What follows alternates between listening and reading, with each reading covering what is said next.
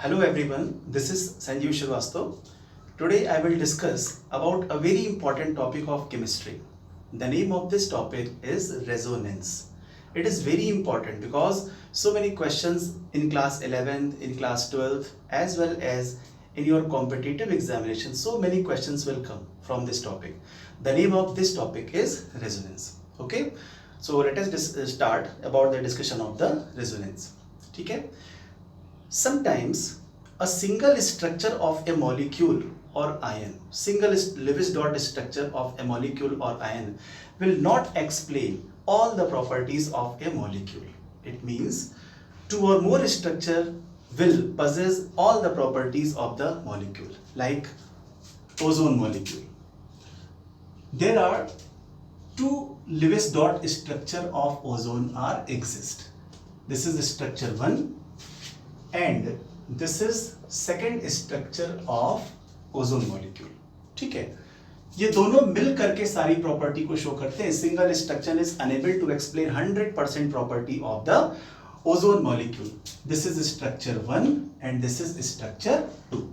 Between these two structure we have to use a double-headed arrow. Okay, these two forms of ozones are called resonating forms or canonical forms or contributing forms. Okay, here structure 1 and structure 2, क्या हुआ यहां पर इनके बीच में? Due to the delocalisation of the pi bond. अगर ये pi bond हम यहां शिफ्ट कर दे रहे हैं तो यहां पर सिंगल बॉन्ड हो गया और यहां पर क्या हो गया? Double bond. Due to delocalisation of pi electrons या पाई बॉन्ड कैसे? Due to the delocalisation. ये जो वर्ड हम यूज कर रहे हैं डीलोकलाइजेशन, इसका मतलब लोकेशन का बदलना. लोकेशन बार बार चेंज हो रही है. जहां डबल था वहां सिंगल हो रहा है, जहां सिंगल था वहां पर डबल हो रहा है. स्पॉन्टेनियसली अपने आप ऐसा हो रहा है. So due to delocalisation of the pi electron there will be two structures are possible for the case of benzene. बस यही घटना आपकी रेजोनेंस है कि जब कभी भी कोई एक मॉलिक्यूल और आयन अपनी सारी प्रॉपर्टी को एक स्ट्रक्चर से रिप्रेजेंट नहीं कर पाता बल्कि दो या दो से ज्यादा स्ट्रक्चर से रिप्रेजेंट करता है तो इसे कहते हैं resonance. Okay, when a molecule और ion possess their all property with two or more structure, then this phenomena is known as resonance. All the possible forms are called resonating forms, canonical forms या contributing forms. Okay, look, the bond length between oxygen and oxygen is 148 picometre. ये जो bond होता है ओ के बीच में single, इसकी लंबाई कितनी होती है? 148 picometre. But for the case of double bond, जब डबल बॉन्ड बनता है तो ये और क्लोज आते हैं, सेकेंड टाइम बॉन्डिंग करते हैं तो बॉन्ड थोड़ा छोटा हो जाता है बेटा. ये 121 पिकोमीटर होता है. ठीक है, लेकिन जो हमारे एक्सपेरिमेंटल एविडेंसेस हैं वो कुछ और कह रहे हैं. जैसे ये आपका ओजोन मॉलिक्यूल है. जब इसके एक्सपेरिमेंटल एविडेंसेस देखे गए तो ये जो बॉन्ड पाया गया ये था 129 picometre, which is the intermediate between the single bond and double bond. ठीक है, ये 148 पिकोमीटर है, ये 121 पिकोमीटर है. अब न ये सिंगल बॉन्ड है ना ये डबल बॉन्ड, उनके बीच का बॉन्ड है क्योंकि डबल बॉन्ड की लोकेशन क्या हो रही है? बार बार चेंज हो रही है. ठीक है, सो ये जो आपका नया स्ट्रक्चर आपने देखा, इस स्ट्रक्चर को कहते हैं रेजोनेंस हाइब्रिड स्ट्रक्चर, जो कि उस मॉलिक्यूल की 100% प्रॉपर्टी को शो करता है. तो मतलब कहने का कि मॉलिक्यूल का एक ऐसा भी हाइपोथेटिकल स्ट्रक्चर होता है जो उसकी 100% प्रॉपर्टी को शो करता है. इस स्ट्रक्चर को कहते हैं resonance hybrid structure. So it is clear to everyone. What is resonance? Resonance क्या है? When a molecule or ion possess their all property with two or more structure, then all possible forms are called resonating forms, contributing forms या canonical forms, and the phenomena is known as resonance. ठीक है, ये क्यों हुआ? Due to delocalisation of the pi bond. Pi bond की location के बदलने की वजह से अपने आप ऐसा हुआ जहां पर डबल है वहां सिंगल और जहां सिंगल था वहां पर double. Okay, and The molecule has also a hypothetical structure which possesses 100% property of the molecule is known as resonance hybrid structure. ठीक है, यहाँ पर ये हाइपोथेटिकल है क्योंकि ऐसा तो कोई बॉन्ड होता नहीं है जहां सिंगल बॉन्ड और डबल बॉन्ड के बीच की स्ट्रेंथ की बात चल रही हो। ठीक है, तो ये आपका कहलाता है रेजोनेंस हाइब्रिड स्ट्रक्चर। एक और एग्जांपल से थोड़ा सा डिस्कशन करते हैं हम लोग। जैसे मान लीजिए बेंजीन है, the molecular formula of benzene is C6H6। यहां पर क्या देखते हैं, इस तरह से ऑल्टरनेट क्रम में डबल बॉन्ड और सिंगल बॉन्ड होते हैं, डबल सिंगल डबल। अगर ये डीलोकलाइजेशन कर दें, पाई इलेक्ट्रॉन पाई बॉन्ड यहाँ शिफ्ट कर दें, इसका यहाँ शिफ्ट कर दें, इसका यहाँ, तो अब नया जो स्ट्रक्चर बनेगा बेंजीन का वो ये होगा। तो दोनों मिल करके सारी प्रॉपर्टी को शो कर रहे हैं। This is structure 1 and this is structure 2। अब ये डबल बॉन्ड का अगर लोकेशन बार बार चेंज हो रहा है तो हमको समझ में नहीं आता डबल बॉन्ड कहाँ है। तो there will be another form of benzene which is known as the resonance hybrid structure. ये डबल बॉन्ड कहाँ है हमको पता नहीं। हम एक बॉन्ड की लंबाई अगर देखें तो कार्बन कार्बन के बीच सिंगल बॉन्ड कितना होता है, 154 पिकोमीटर। डबल बॉन्ड कार्बन के बीच क्या होता है, ये 134 picometre. Okay, but for the case of benzene all the bond length will be exist as 139 picometre. तो ये रेजोनेंस की वजह से ऐसा हो रहा है कि इनकी बॉन्ड लेंथ क्या हो रही है, चेंज हो रही है। मतलब ये जो जब एक्सपेरिमेंटल एविडेंसेस के according we have to check, then 154 no, 134 no. So what is the main reason to change the bond length in the benzene molecule? That is due to the phenomena of resonance. तो resonance की वजह से ये हुआ कि molecules की जो bonding का सिस्टम है वो चेंज हो रहा है और उनकी बॉन्ड लेंथ में चेंजिंग आ रही, डिस्टर्बेंस आ रहा है। This is the phenomena of the resonance. One more thing also discussed for the molecule of carbonate ion. Look, this is the formula of carbonate ion, CO3 2 negative.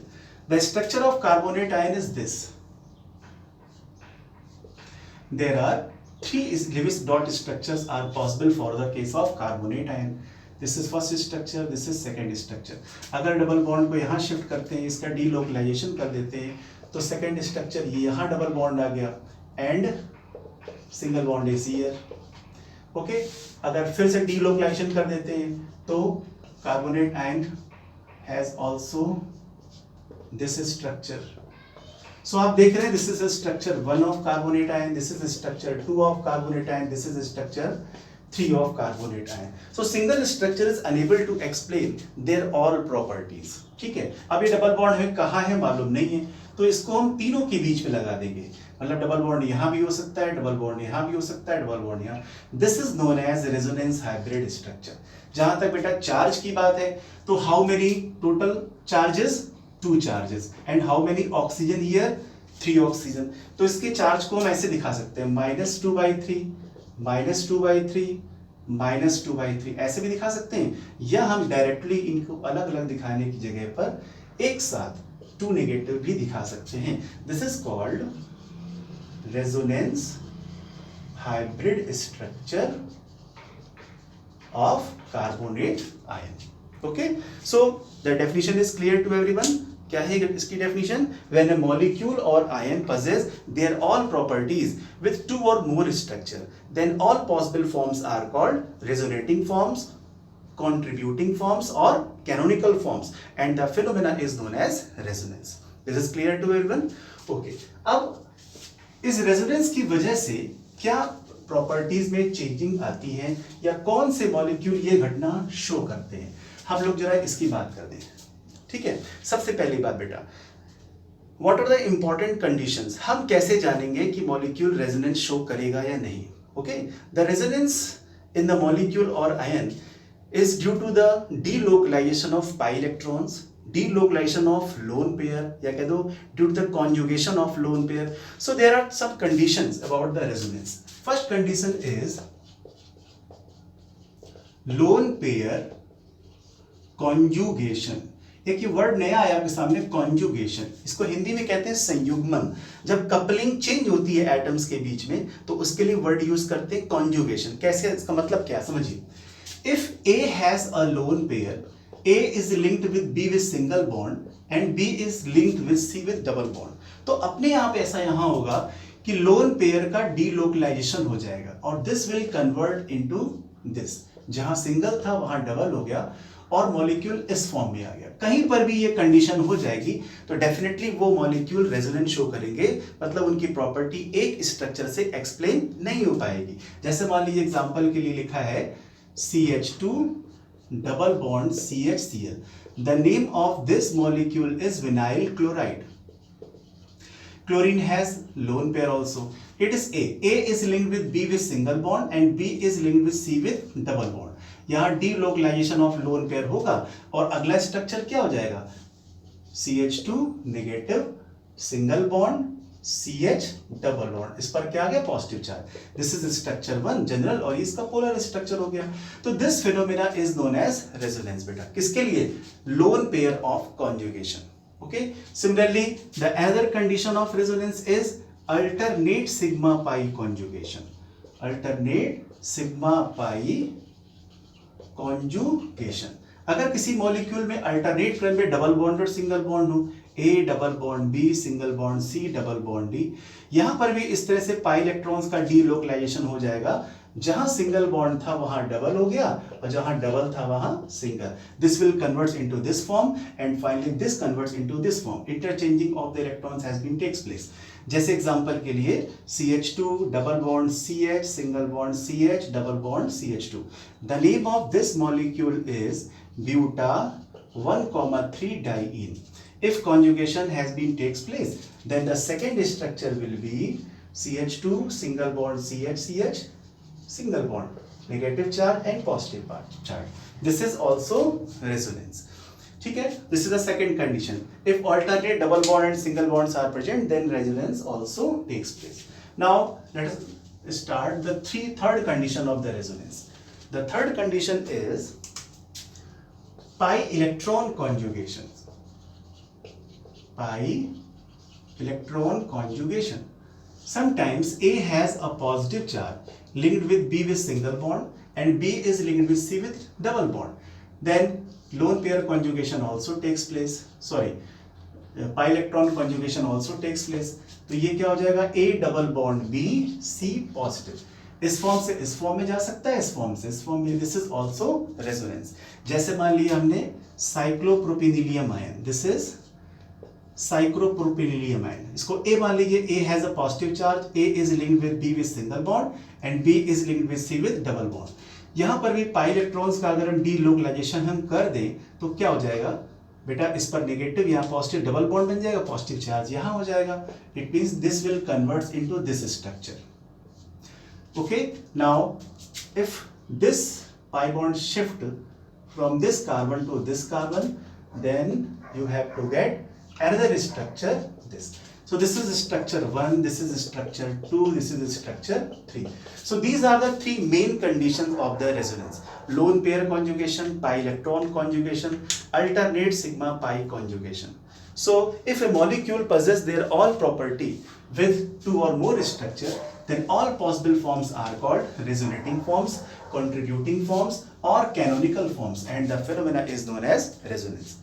Okay dear student, now let us start about the discussion of the characteristics of the resonance. Okay, some important characteristics of resonance. Look this.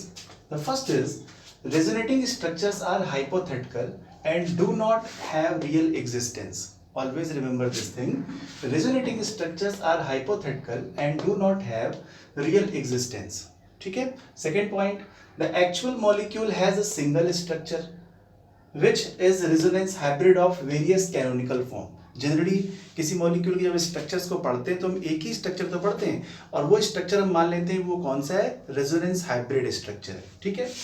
और बेटा third, the bond length in hybrid structures are intermediate of the bond length in various resonating structure. जैसा कि मैंने आपसे बताया था कि carbon carbon के बीच सिंगल बॉन्ड है तो बॉन्ड लेंथ कितनी थी? 154 picometer. Carbon double bond carbon थी तो वहां पर बॉन्ड लेंथ कितनी थी? 134 पिकोमीटर। लेकिन जब आप बेंजीन में पढ़ रहे थे जहां रेजोनेंस हो रहा था तो बॉन्ड लेंथ कितनी आई थी? 139 पिकोमीटर। तो रेजोनेंस के हाइब्रिड स्ट्रक्चर में जब हम देखते हैं तो जो बॉन्ड लेंथ आती है, this will be the intermediate between all the resonating forms. Okay बेटा. The next thing is resonance hybrid is more stable. जो resonance hybrid structure होता है इसकी energy सबसे कम होती है, तो this will be more stable, most stable कह सकते हैं. That is least energetic than any of the resonating forms. एक बात हमेशा याद रखिए, जितने भी रेजोनेटिंग फॉर्म्स होते हैं सबकी एनर्जी सेम नहीं होती है. ठीक है, मैं इसको एक एग्जांपल से क्लियर करता हूं. जैसे मान लीजिए कि किसी एक मॉलिक्यूल के 2 रेजोनेटिंग स्ट्रक्चर्स हैं. Look, there are 2 resonating structure of a molecule. This is resonating structure 1 और एक और मॉलिक्यूल है बेटा जिसकी रेजोनेटिंग स्ट्रक्चर ये 2 है. मान लिया हमने इसकी एनर्जी E1 है और इसकी एनर्जी E2 है, और जो रेजोनेंस हाइब्रिड स्ट्रक्चर मान लिया हमने, this is the resonance hybrid structure. It is resonance hybrid structure.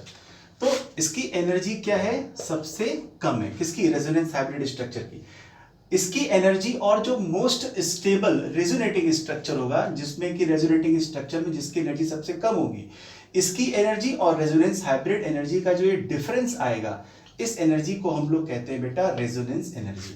The energy difference between the most stable resonating structure and the resonance hybrid structure is known as resonance energy. जिस molecule की resonance energy जितनी ज्यादा होती है वो molecule उतना ही ज्यादा stable होता है. Higher the resonance energy, more stable will be the molecule और ion. Okay, the last thing is the bond order. Okay, the bond order will be calculated by the formula total number of bonds between